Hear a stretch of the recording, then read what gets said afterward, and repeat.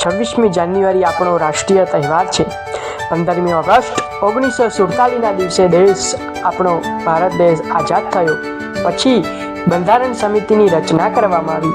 તેના અધ્યક્ષ ડૉક્ટર બાબા સાહેબ આંબેડકર હતા। આ સમિતિએ દેશનું બંધારણ ઘડ્યું છે।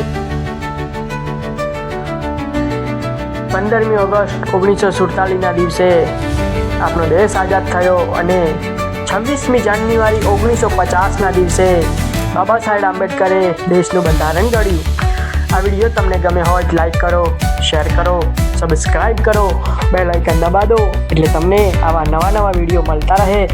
ઓમ નમઃ શિવાય, હર હર મહાદેવ। ઓમ નમઃ શિવાય, હર હર મહાદેવ।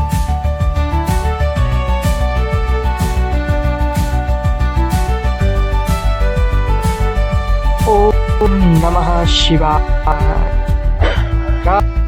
वंदे मातरम। भारत माता की जय। वंदे मातरम। भारत माता की जय।